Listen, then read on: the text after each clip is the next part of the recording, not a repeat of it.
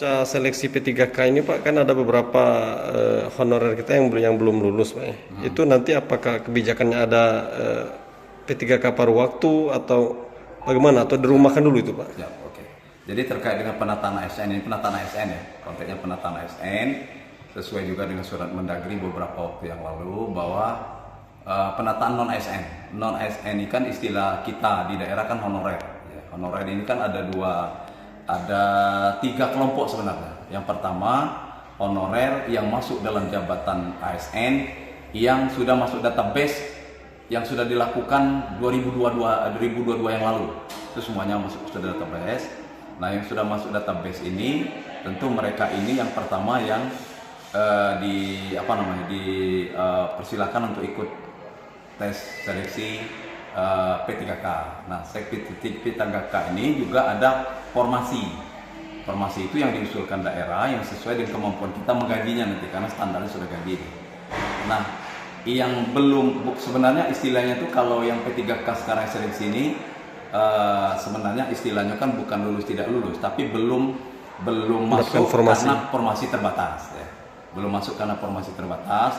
Seperti Bapeda, misalnya formasinya cuma 2 orang, sementara yang masuk base data kemarin 2022 itu misalnya 11 misalnya, berarti masih ada 9 yang belum masuk, belum bisa memenuhi menjadi mendapat formasi ya, bisa menjadi P3K penuh. Nah, yang sisa yang 8 itu tetap tetap kita pekerjakan, dan nantinya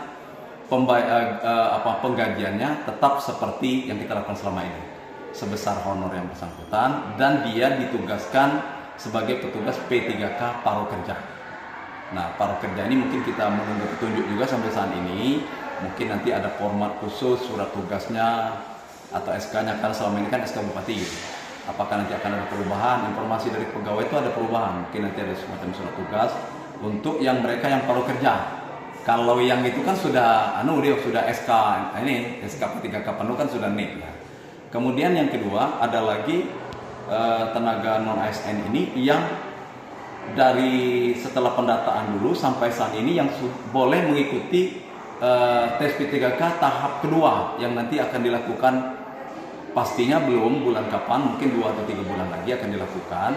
Dan mereka yang sudah cukup 2 tahun ini dari 2022 dulu sampai mungkin sampai saat ini kalau tidak salah, mungkin dah mau detailnya nanti ke BKPSDM, itu boleh mendaftarkan diri. Yang mereka yang honornya itu masuk di dalam jabatan ASN. Ya, tenaga administratif misalnya, kemudian petugas-petugas lainnya yang bisa ikut. Nanti akan ada seleksi tahap berikutnya, dan mereka ini pun masih diperkerjakan. Statusnya juga nanti bisa di P3K paruh kerja sesuai dengan penganggaran yang sudah dialokasikan oleh kawan-kawan saat ini. Bersyukurnya kita hampir seluruh OPD itu masih memplotting anggaran. Tinggal nanti bentuknya seperti apa. Nah, kami khawatir kemarin kalau tidak ada lagi yang melakukan, kita masih menganggarkan itu untuk itu. Kemudian yang tidak, katakanlah mungkin yang tadi yang masuk kemarin dalam daftar honor yang katakanlah mungkin tidak bisa ikut P3K tahap 2 itu, inilah yang mungkin sampai saat ini belum ada tempat untuk kita meletakkan. Tapi kalau yang sisa lainnya itu tenaga honor yang posisi dia atau tugas dia itu berada di posisi alidaya atau outsourcing. Ini tenaga-tenaga seperti supir, tenaga cleaning service ya, kemudian jaga malam, dan petugas-petugas yang katakanlah mungkin ini lainnya. Ini sudah jelas, dan berdasarkan ini juga dari dulu sudah dijelaskan bahwa mereka adalah tenaga-tenaga alidaya yang tidak bisa kita samakan dengan P3K paruh kerja tadi. Mereka dilakukan dilakukan ikatan bekerja dengan OPD atau dengan kita itu melalui 2 cara, yaitu pertama dengan outsourcing melalui pihak ketiga atau vendor, termasuk tenaga kebersihan di DHK. Kemudian yang kedua kita melalui kontrak personal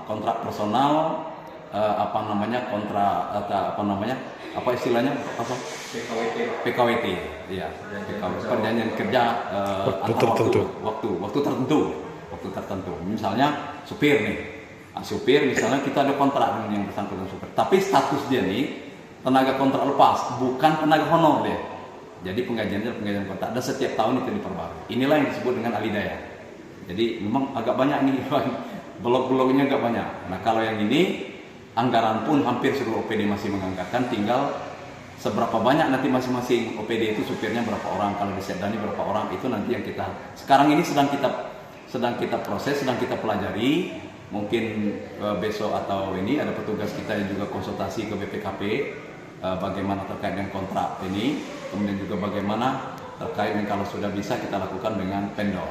Tapi dari rapat kami sudah berapa kali ini untuk di Buku Selatan ini sampai saat ini belum ada vendor khusus yang baru yang bisa melakukan ini. Mungkin nanti kita berharap mungkin ada kawan-kawan nanti yang bergerak di jasa vendor ini untuk mendukung.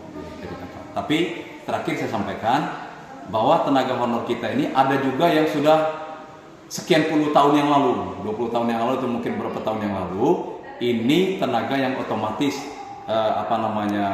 terpisah dari yang saya sebutkan tadi, yang dalam kelompok K2. Nah kalau K2 ini apapun status dia honor situ dia boleh ikut tes P3K. Nah, tapi lagi-lagi tadi karena ada formasi, ada juga yang belum tertampung, jadi itu K2 untuk yang K2. Berarti yang peluang diberhentikan itu yang tidak bisa ikut P3K, termasuk itu berapa orang kira-kira Pak? Kalau jumlah total mungkin saya nggak terlalu ini, mungkin nanti konfirmasi ke BKP SDM. Tapi kalau untuk contoh aja, misalnya kalau di Setdani ada sekitar hampir 40-an ya. Berarti sebungkusat itu masih ratusan tuh ya? Kalau seluruh kabupaten, Rasoko masih ratusan. Total honorer kita berapa? Di DPR banyak. Sekwan. Di Sekwan ya. Total honorer kita berapa Pak?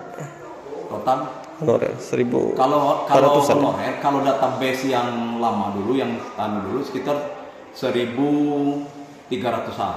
Kemudian ditambah yang udah 2 tahun kan, yang 2 tahun yang bisa ikut sini mungkin sekitar kini mungkin di angka sekitar 1.600 mungkin sampai ya 1.600 dengan seluruhan mungkin vendor mungkin nggak sampai 2.000. Dikurangi yang lulus kemarin Pak ya? Iya, dikurangi yang sudah lulus. Jadi kira-kira Pak untuk yang ini udah dirumahkan atau belum Pak yang tidak bisa ikut Pak?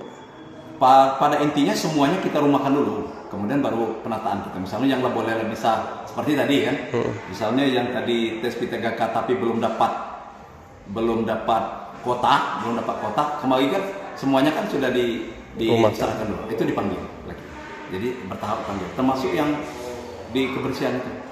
Mungkin ada yang sudah dipanggil duluan karena urgen untuk ininya, tapi ada yang belum bisa dipanggil dulu sambil proses administratif yang dilakukan oleh kepala daerah satu jalan. Artinya kemarin secara administrasi dirumahkan semua perawatan. Iya betul. Terima kasih Pak Sekda. Oke.